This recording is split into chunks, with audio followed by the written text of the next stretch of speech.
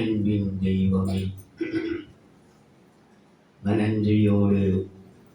மனன்றியோடு மெய்சோத்திருக்கிறோம்.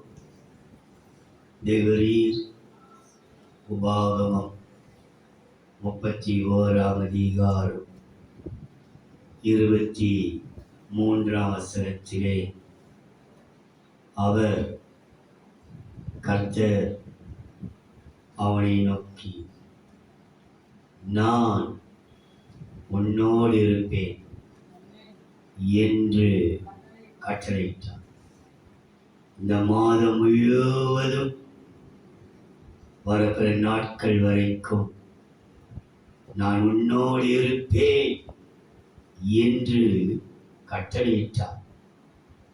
உன்னோடு இருப்பேன் என்று சொல்லவில்லைப்பா, நீங்க உன்னோடு இருப்பேன், உனக்கு நான் கட்டளையிடுவேன்.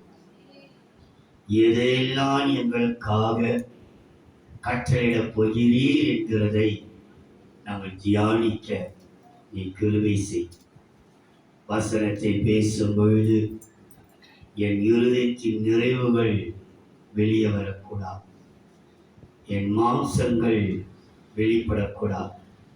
கர்த்தருடைய வார்த்தையும் கர்த்தருடைய வசனமும் ஆவியானவரே இடைப்படுவீராக. ஜனங்கள் கேட்கிறவரிலே அவருடைய இருதயங்கள் கொழுந்தூற்றியத்தக்கதாக ஒரு பலத்தை கிரி நடப்பிப்பீராக, ஆசீர்வதிப்பீராக. இயேசுவின் நாமத்தில் பிதாவே. இங்கே போடப்பட்டிருக்கிறது, நீ பலம் கொண்டு திடமனதாயிரு, நான் உன்னோடு இருப்பேன் என்று சொன்னார் என்று இருக்கணும். அனைவரும் இருக்கு வசனம். கட்டளையிட்டார், அவர் சொல்ல ஆகும், அவர் கட்டளையிட நிற்கும். எரேமியாவின் புஸ்தகம் 1 அதிகாரம் 5 வசனம். எரேமியா 1 அதிகாரம் 5 வசனம். நான் உன்னை தாயின் வயிற்றில் உருவாக்கும் முன்னே உன்னை அறிந்தேன், நீ கர்ப்பத்திலிருந்து வெளிப்படும் முன்னே நான் உன்னை பரிசுத்தம் பண்ணி உன்னை ஜாதிகளுக்கு தீர்க்கதரிசியாக கட்டளையிட்டேன் என்று சொன்னார். ஜாதிகளுக்கு தீர்க்கதரிசியாய் இருக்க கட்டளையிட்டேன். யோசுவாவுக்கு கட்டளையிட்டார், நீ ஒரு தலைவனாய் இருக்க. இங்கே எரேமியாவுக்கு கட்டளையிடுகிறார், தீர்க்கதரிசியாய் இருக்க. மல்கியாவின் புஸ்தகம் 2 அதிகாரம் 5 வசனம். மல்கியா 2 அதிகாரம் 5 வசனம். அவனோடே பண்ணின என் உடன்படிக்கை ஜீவனும் சமாதானமுமாக இருந்தது. அவன் எனக்கு பயப்படும் பயத்தோடு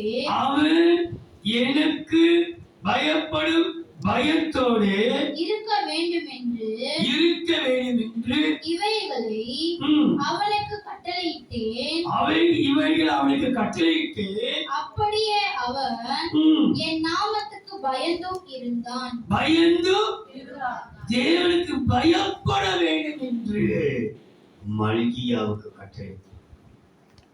தேவனுக்கு எல்லா சூழ்நிலையும் நீங்கள் பயந்து வாழ வேண்டும் என்று கட்டளையிட்டேன்.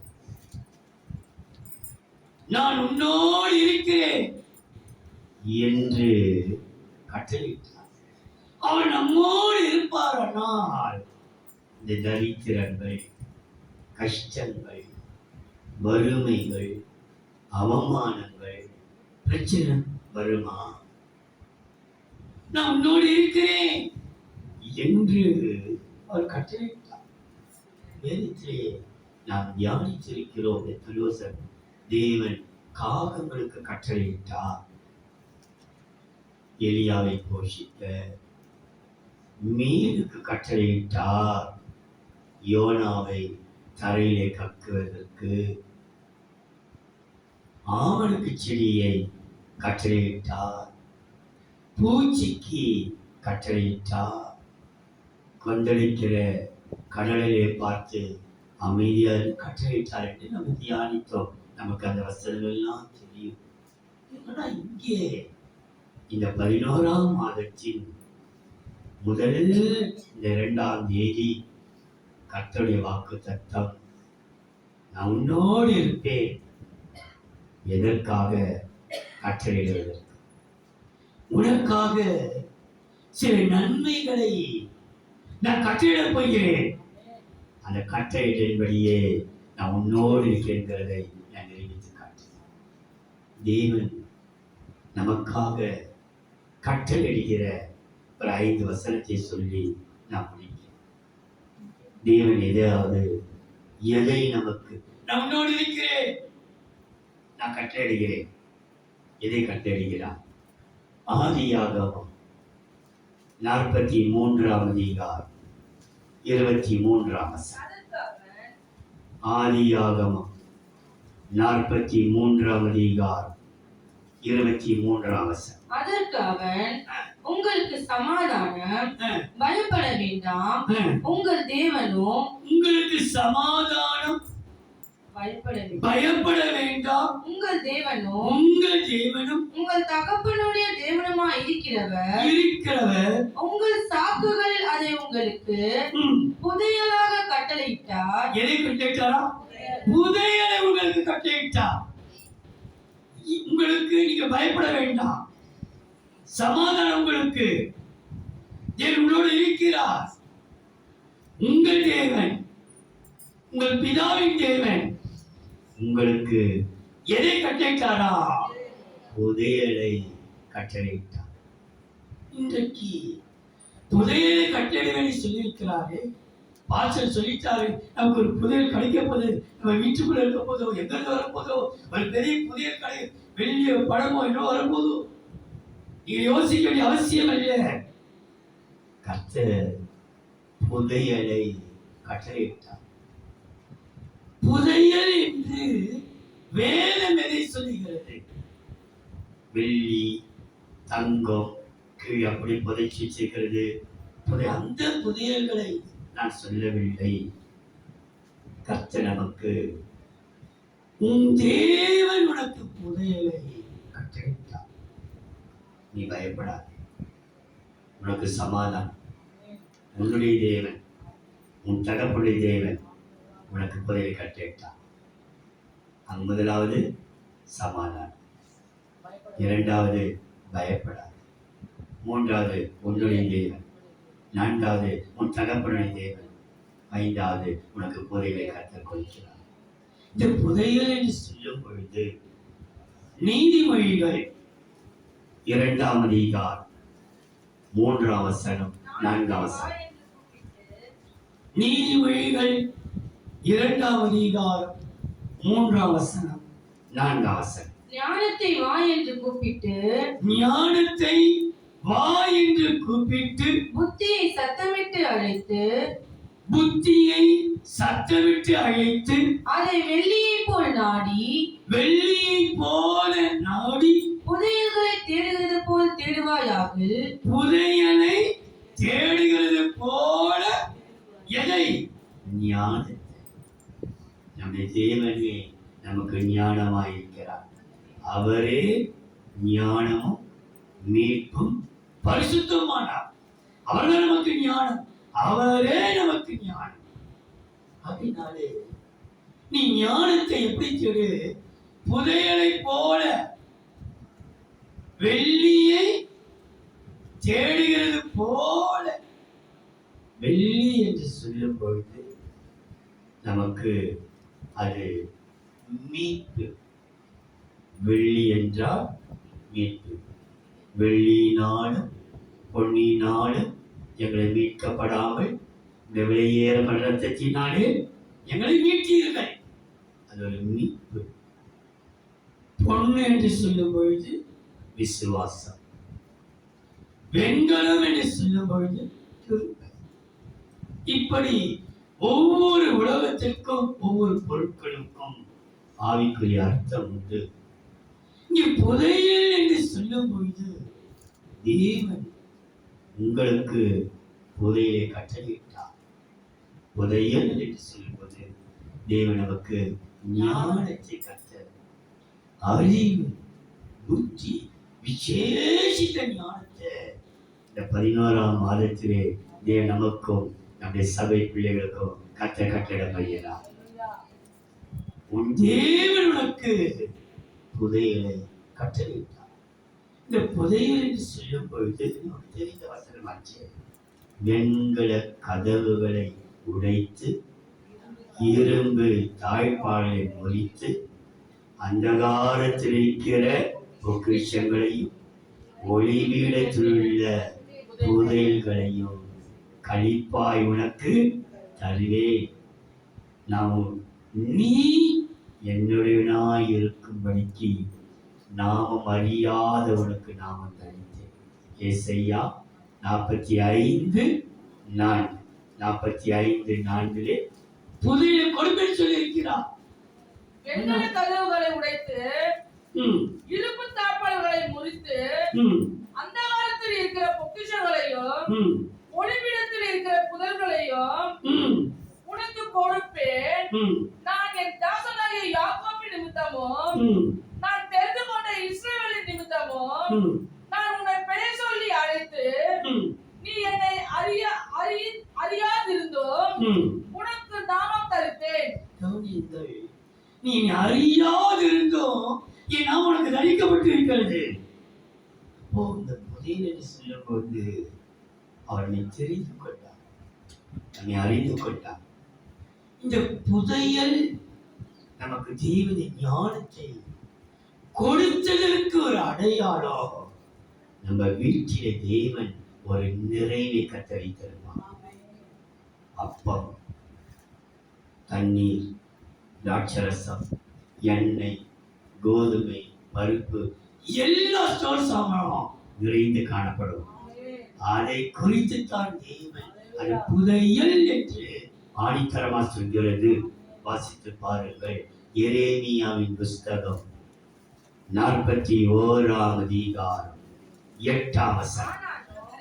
எரேமியா 41ஆம் அதிகாரம் 8ஆம் வசனம். ஆனாலும் அவர்களில் 10 பேர் மீந்திருந்தார்கள். 10 பேர் மீந்திருந்தார்கள்.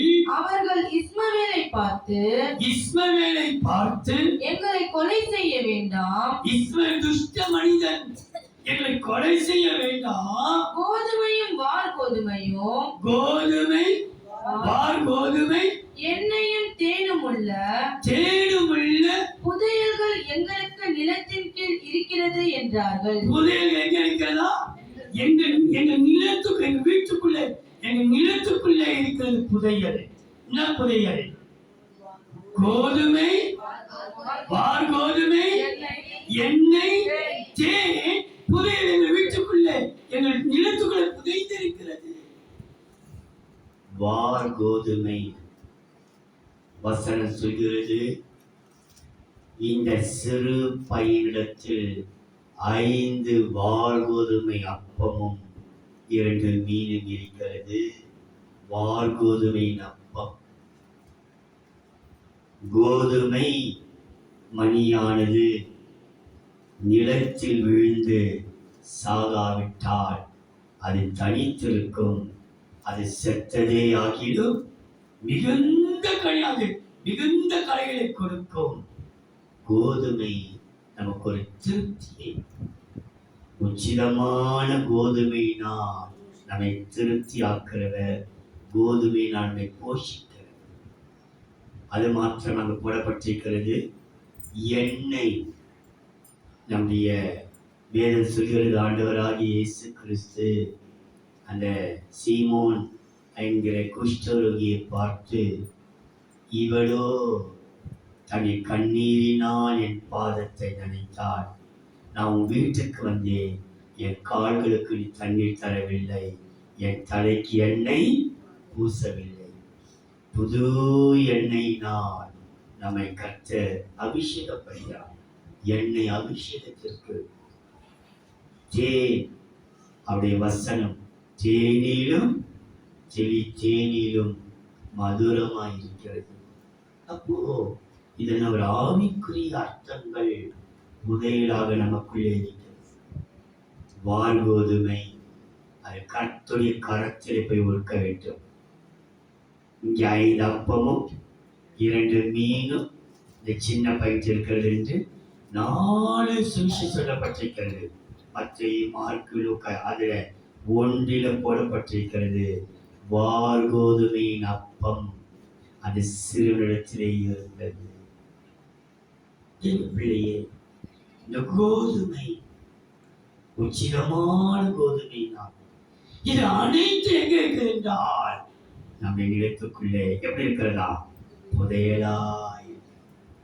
ஆவிக்குரிய வாசல், ஆவிக்குரிய ஆசிரமம் அனைத்தும் எங்க சரீரத்திலேயும் எங்க வீட்டுக்குள்ளேயும் புதையலாய். இந்த பூமிகள் புதையலாய் என்றால் புதைய கட்டளைகிற கர்த்தரவர் நம்முடைய ஆவிக்குரிய வாழ்க்கையை கர்த்தர் சீர்தூக்கி பார்க்கிறார். இந்த கோதுமை எண்ணெயினாலே நமக்கு கிடைக்கும் நன்மை சொல்கிறேன் பாருங்கள். எரேமியா 31ஆம் அதிகாரம் 12-13. எரேமியா 31ஆம் அதிகாரம் 12-13. அவர்கள் வந்து சீயோனின் உச்சியிலே கெம்பீரித்து கர்த்தர் அருளும் கோதுமை திராட்சரசம் எண்ணெய் ஆட்டுக்குட்டிகள் கன்றுக்குட்டிகள் என்பவைகளாகிய இது நன்மைக்காக ஓடி வருவார்கள். இந்த நன்மைக்காக ஓடி வருவார்கள். அவர்களுடைய ஆத்துமா நீர்ப்பாட்டமாய் தோட்டங்கள் போல் இருக்கும். ஆத்துமா நீர்ப்பாய்ச்சான தோட்டங்களை போல் இருக்கும். அவர்கள் இனி தோய்ந்து அதுதான் முக்கியம். அவர் இனி விரக்தி அடைவதில்லை, தோய்ந்து போவதில்லை. அப்போது கன்னிகைகளும் வாலிபரும் முதியோரும் கூட ஆனந்த களிப்பாய் மகிழ்வார்கள். நான் அவர்கள் துக்கத்தை சந்தோஷமாய் மாற்றி அவர்களை தேற்றி அவர்கள் சஞ்சலம் நீங்க அவர்களை சந்தோஷப்படுத்தி நம்முடைய சஞ்சலத்தை கர்த்தர் மாற்ற வைக்கிறார். சஞ்சலத்தை நீக்க வைக்கிறாங்க. காரணம், உனக்கு புதையலை கட்டளையிட்டார். ஏன் தெரியுமா? புதையலை கட்டளையிடுகிறவனாலே உன் சஞ்சலங்களை கர்த்தர் நீக்குவார். இந்த புதையல் தான் உன் சஞ்சலத்தை மாற்ற வைக்கிறது. இனி நீ சஞ்சலத்தோடு காணப்பட விட மாட்டான். அந்த சஞ்சலத்தை எல்லாம் கர்த்தர் மாற்றுவதற்கு வல்லவராயிருக்கிறார். என் சஞ்சலத்தை தீருமையா, என் சஞ்சலத்தை தீருமையா. நம்ம கேட்கிறதை பார்க்கிறோம். இன்னைக்கு கர்த்தர் சொல்கிறார், நான் உன்னோடு இருக்கிறேன் என்று கட்டளையிட்டார். புதையலை கட்டளையிட்டார் என்றார். புதையலோடு கூட நம்முடைய சஞ்சலத்தை கர்த்தர் நீக்குவார். எத்தனையோ பேர் சஞ்சலத்தோடு வந்து உட்கார்ந்து கொண்டிருக்கிறோம். நம்முடைய சஞ்சலத்தை மாற்ற வல்லவராயிருக்கிறார்.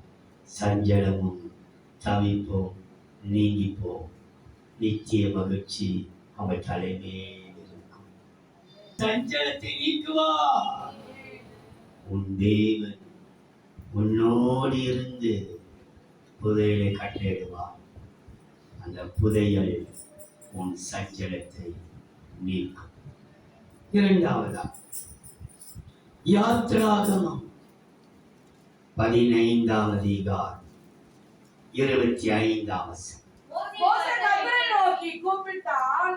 யாத்ராகமம் 15ஆம் அதிகாரம் 25ஆம் வசனம். மோசே கர்த்தரை நோக்கி கூப்பிட்டான்.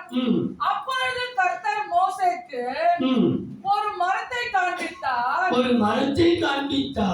அதை அவன் தண்ணீரில் போட்ட உடனே அது மதுரமான தண்ணீராயிற்று. அவர் அங்கே அவர்களுக்கு ஒரு நியமத்தையும் ஒரு நியாயத்தையும் கட்டளையிட்டார். மதுரமான தண்ணீரை கட்டளையிட்டார். ஏன் தெரியுமா? அந்த கசப்பை மாற்றுவதற்கு ஒரு நியமத்தையும் ஒரு கற்பனையையும் அது கட்டளையிடப்படுகிறது. அங்கு தேவ நீதி நிலவுவதற்கு காரணம் மதுரமான தண்ணீரை கர்த்தர் கட்டளையிட்டார். வாழ்க்கையை கசப்பு உள்ளத்தின் ஆழத்திலே எவ்வளோ மனவேதனைகள், வாழ்க்கையே கசந்து போய் என்ன வாழ்க்கை இது என்று சொல்லி கசந்து போய் இருக்கிற உன்னை பார்த்து கட்டளை வார்த்தை, உன் தேவன் உன்னோடு இருக்கிறார் என்று கட்டளையிடுகிறார். எதை கட்டளையிடுகிறார்? மதுரமான தண்ணீர். இந்த 11ஆம் மாதம் நீ அள்ளி பருகக்கூடிய ஒவ்வொரு தண்ணீரும் மதுரமாய் கட்ட மாற்றப்படுகிறார். உன் கண்களுக்கு அது கசப்பாய் தெரியும். நீ அள்ளி பருகும் பொழுது அது இனிப்பாய் மாறிவிடும். உன் கண்களுக்கு காண்கிறதெல்லாம் கசப்பு போல் இருக்கும். அவர்கள் சொன்னார்கள், என்னை நகோமி என்று அழைக்காமல் மாறாள் என்று அழைங்கள்.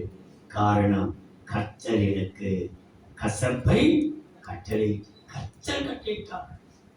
கசப்பை கட்டளையிடுகிற கர்த்தருக்கு மதுரத்தையும் கட்டளையிட அவர் வல்லவராயிருக்கிறார். நீங்கள் வாசியுங்கள்.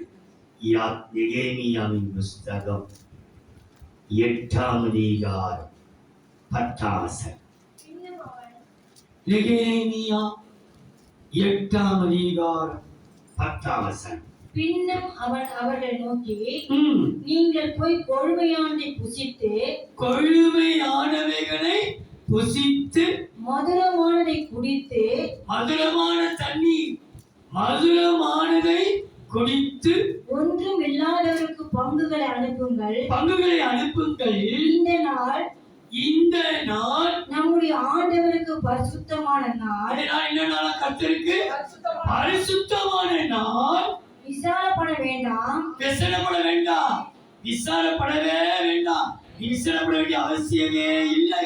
விசாரப்பட வேண்டாம். கர்த்தருக்குள் மகிழ்ச்சியாய் இருப்பதே, கர்த்தருக்குள் மகிழ்ச்சியாய் இருப்பதே நம்முடைய பலனாய் இருக்கிறது. கர்த்தருக்குள் மகிழ்வோம், மகிழ்ச்சியாய் இருப்போம். தேவன் அனுமதிக்காத ஒன்றும் நம்ம வாழ்க்கை நடக்கிறது அனைத்தும் நன்மைக்கு கர்த்தர் அனுமதித்திருக்கிறார். எது நடந்தாலும் கர்த்தர் அனுமதிக்கிறார். அவர் அனுமதிக்கு இல்லாமல் எதுவுமே நடக்காது. எதுவுமே சில வேளையிலே அதுதான் நான் சொல்றேன். ஒரு சமயம் சீமையை தூஷிக்க நினைத்து தாவீது போகும்போது கல்லையோ மண்ணையோ வாரி தூற்றி ரத்த பிரிவை தொலைந்து போ கள்ளத்தை கட்சி மண்ணவாரி சாவும் மண்ணவாரியை போட்டு நாசமா போட்டு அவன் பேசுறதுக்கு காரணத்தை கர்த்தர் அனுமதிச்சா அதை அனுமதிச்சா. தேவன் மாத்த அனுமதிக்கா அவன் கால் நரம்பையும் இல்ல தொண்டையுடைய நரம்பை இழுத்துட்டா அவன் பேசிட்டு முடியுமா? ஒரு நம்மளை பத்தி ஒரு கூட்டம் நின்று பேசுதுன்னா கர்த்தர் அனுமதிச்சிருக்காரு. அவர் அனுமதி இல்லாம பேச மாட்டாங்க. எது நடந்தாலும் நமக்கு நன்மைக்கே அது ஒரு பக்குவத்தை கர்த்தர் தருவாராக. இவங்களை பத்தி பேசட்டும், உங்க குடும்பத்தை பேசட்டும், உங்க ஜனத்தை பேசட்டும், என்னன்னா பேச யார் அனுமதிச்சிருக்கீங்களா? கர்த்தர். தேவன் எது அனுமதித்தாலும் அவர் ஓகே பண்ணாவிட்டால் அவன் பேசவே முடியாது. அவர் உத்தரவு கொடுக்காவிட்டால் நம்மை பகைக்கவே முடியாது. அவர் உத்தரவு கொடுத்திருக்கிறார், நம்மை பகைக்கிறார். அவர் உத்தரவு கொடுத்திருக்கிறார், நம்மை நிந்திக்கிறார். அவர் உத்தரவு கொடுத்திருக்கிறார், மண்ணவாரி தூற்றுகிறார்கள். தூற்றட்டும், நீ சோர்ந்து போக வேண்டாம். ஆனா நீ காண்கிறது அனைத்தும் உன் கண்களுக்கு கசப்பா இருக்கலாம். கர்த்தருடைய வசனம் சொல்கிறது பாருங்கள். வெளிப்படுத்தல் விசேஷம் 10ஆம் அதிகாரம் 9-10. வெளிப்படுத்தல் 10ஆம் அதிகாரம் 9-10. நான் தூதனிடத்தில் போய் அந்த சிறு புத்தகத்தை எனக்கு தாரும் என்று எனக்கு தாரும் என்று அதற்கு அவன் அவர் நீ இதை வாங்கி புசி, இது உன் வயிற்றுக்கு கசப்பா உன் இருக்கும், வயிறுக்கு கசப்பா இருக்கும், ஆகிலும் உன் வாய்க்கு இருக்குமா தேனை போல தேனை போல மதுரமா இருக்கும். மதுரமா இருக்கும் என்றான். உன் மதுரமான தண்ணீர் கர்த்தர் உன் கசப்பை மாற்றத்தான் உனக்கு ஒரு மதுரத்தை கர்த்தர் கட்டளையிடுகிறார். அப்படின்னாலே நீ பார்க்கிறது அனைத்தும் உன் கண்களுக்கு கசப்பை தோற்றலாம். ஆனா நீ எடுத்து நீ புசிக்கும் போது அதை கட்ட அப்படியே மதுரமாய் மாற்ற வேண்டும். ஆண்டவரே, இதுக்கு மதுரமான தண்ணீரை கட்டளையிடுகிறார். இனி உன் வாழ்க்கையிலே எங்கெங்கே போய் நிற்கிறாயோ அங்க அனைத்து கர்த்தர் மதுரமான தண்ணீரை மாற்றுகிறார். அதுக்கு ஒரே காரணம், ஒரு மரத்தை கர்த்தர் காண்பித்தார்.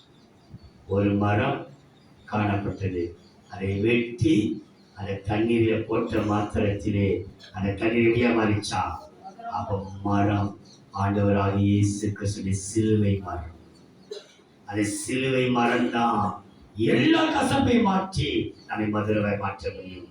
அங்கே ஒரு மரத்தை கண்டான், அந்த மரத்தை வெட்டி அந்த கசந்து போன தண்ணீரை போட்ட மாத்திரத்தை கசையா மாறினதா? அதுக்கு ஒரே காரணம், இயேசுடைய சிலுவை மரம் தான். அந்த மரம் நமக்கு தேவன் இந்த நாளிலே மதுரமான தண்ணீரை கட்டளையிடும் போது கசப்பை மாற்றும். புதையலை கட்டளையிடும் பொழுது சஞ்சலங்கள் மாறும். மதுரமான தண்ணீரை கட்டளையிடும் போது கசப்புகள் மாறும். மூன்றாம் உபாகமம் 6ஆம் அதிகாரம் 24ஆம் வசனம்.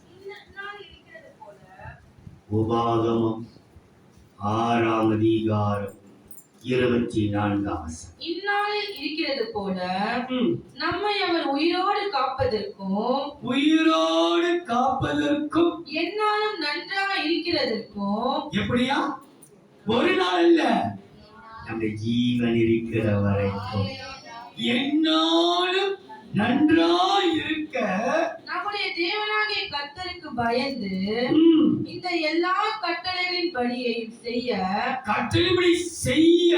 கர்த்தர் நமக்கு கட்டளையிட்டார். நமக்கு கட்டளை என்னாலும் நன்றாய் இருக்க கர்த்தர் கட்டளையிடுகிறார்.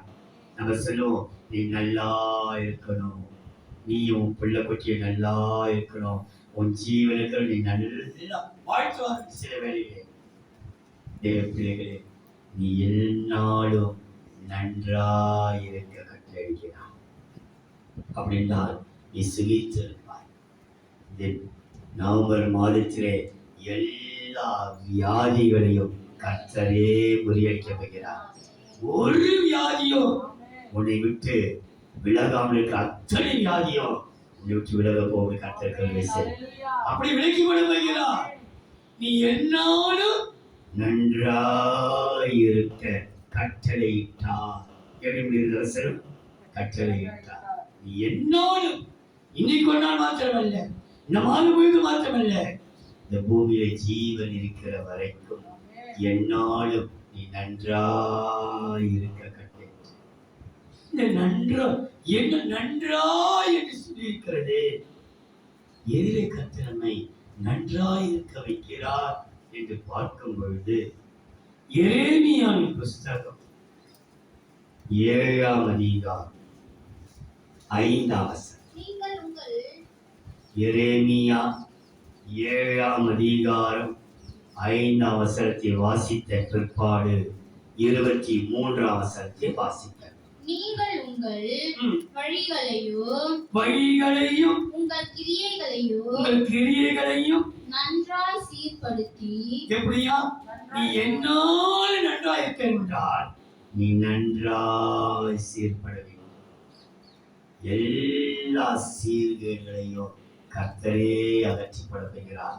நன்றாய் சீர்படுத்தி நீங்கள் மனுஷனுக்கும் மனுஷனுக்கும் உள்ள வழக்கை மனுஷனுக்கு மனுஷனுள்ள வழக்கை நியாயமாய் தீர்த்து நியாயமாய் கண்கடவுளை பேச வேண்டாம், மனுஷனுக்கு ஏற்றபடி நியாயம் நியாயம் தீர்த்து 23 அவசரம். என் வாக்குக்கு செவி கொடுங்கள், என் வாக்குக்கு செவி கொடுங்கள். அப்பொழுது நான் உங்கள் தேவனாய் இருப்பேன், நீங்கள் என் ஜனமாய் இருப்பீர்கள். நான் உங்களுக்கு கற்பிக்கும் எல்லா வழியிலும் நீங்கள் உங்களுக்கு நன்மை உண்டாகும்படிக்கு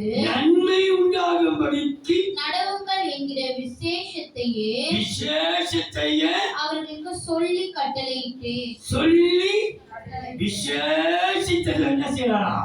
சொல்லி கட்டளையிட்டு உனக்கு அவர் சொல்லிக்கிறார். இனி உனக்கு நடக்கவல்ல அனைத்தோ விசேஷமாக இருக்கிறது. இந்த நவம்பர் மாதம் உனக்கு ஒரு விசேஷித்த மாதமாய் மாற்றப்படுகிறார். நன்மையே நடக்கப் போகிறது. நீ நன்றாய் செயல்படுவாயானால் உனக்கு நடக்கிற அனைத்தும் ஒரு விசேஷமான காரியமாக இருக்கப்படுகிறது. இந்த விசேஷித்த மாத்திரமல்ல, ஆவிக்குரிய ஆசிரியத்தை சொல்கிறேன் பாருங்கள். ஏசாயாவின் புஸ்தகம் 28ஆம் அதிகாரம் 26ஆம் வசனம். அவருடைய தேவன் ஏசாயா 28ஆம் அதிகாரம் 26ஆம் வசனம். அவருடைய தேவன் அவனை நன்றாய் போதித்து நன்றாய் என்னாலும் நன்றாய் இருக்க கட்டளைகள். எதற்காக கட்டளைகள்? நன்றாய் போதிப்பதற்கு. உனக்கு கர்த்தரே போதகராயிருந்து அவர் போதிக்கிறவராயிருக்கிறார். ஆண்டவரும் போதகருமாகிய அவரை உறுதியாய் பற்றிக் கொள்வோம். நீ என்னாலும் நன்றாய் இருக்க கட்டளையிட்டார் என்று சொன்னால் நீ நன்றாய் இருக்க ஆண்டவருடைய போதகம் உனக்கு அவசியமாயிருக்கிறது. என் மகனே, கற்பும் தாய் தகப்பனுடைய போதகத்தை தள்ளாதே. தேவனுடைய போதகத்தை தள்ளாதே. அவர்களுக்கு போதகராய் போதிப்பார். நீ நன்றாய் என்னாலும் நன்றாய் இருக்க கட்டளையிட்டார். நீ நன்றாய் இருப்பாயானால் கர்த்தரே உனக்கு போதிப்பார். நான் உன்னோடு இருக்கிறேன் என்று கட்டளையிட்டார்.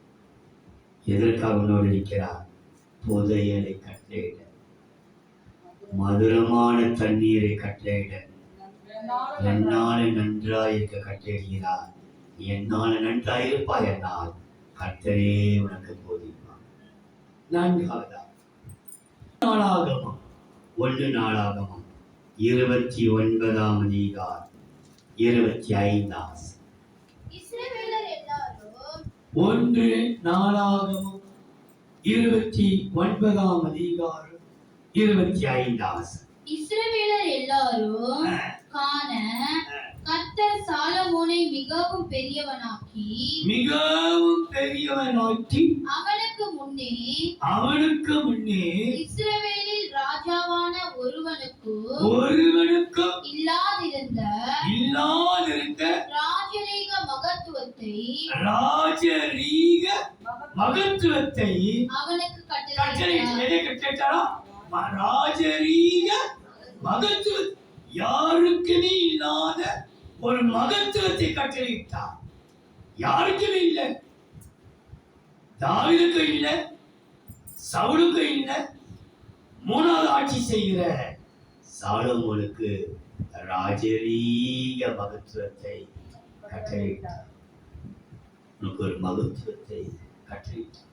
இந்த மகத்துவம் என்று வேதம் எதை சொல்கிறது என்று பார்த்தால் யாத்திராகமம் 15ஆம் அதிகாரம் 6ஆம் வசனம். யாத்திராகமம் 15:6. உம்முடைய வலதுகரம் பலத்தினால் உமது வலதுகரம் பலத்தினால் மகத்துவம் சிறந்திருக்கிறது.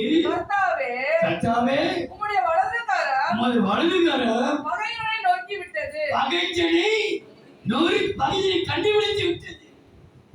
நொறுக்குவதற்கு கண்டுபிடித்து இருக்கிறது.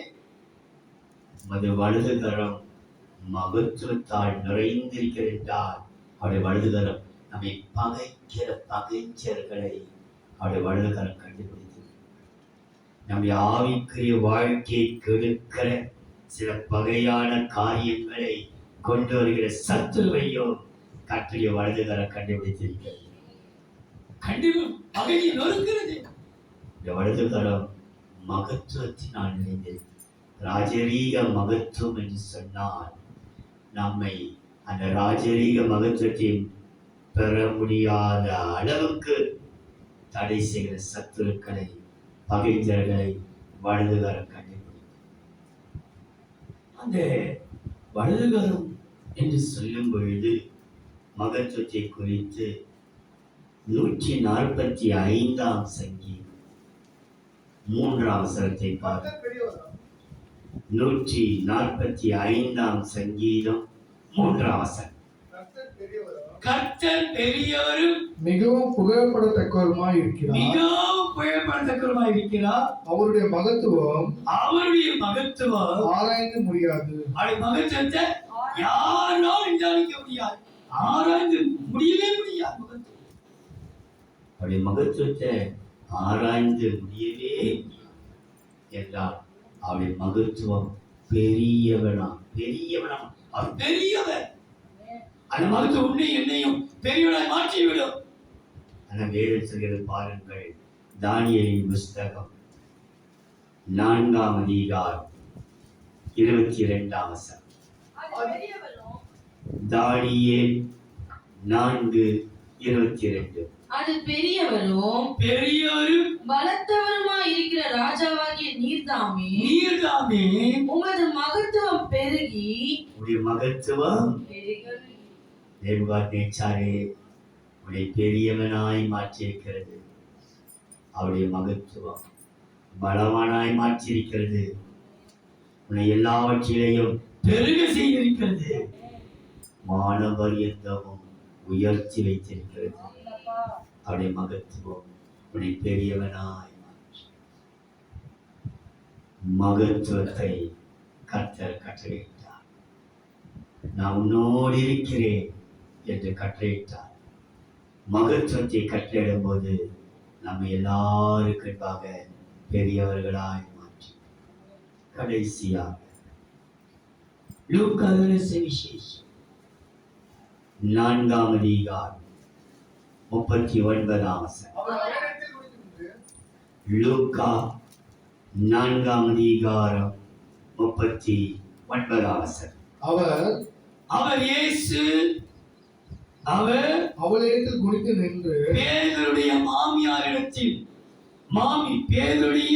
மாமியிடத்தில் குனிந்து ஜுரம் நீங்கும்படி கட்டளையிட்டார்.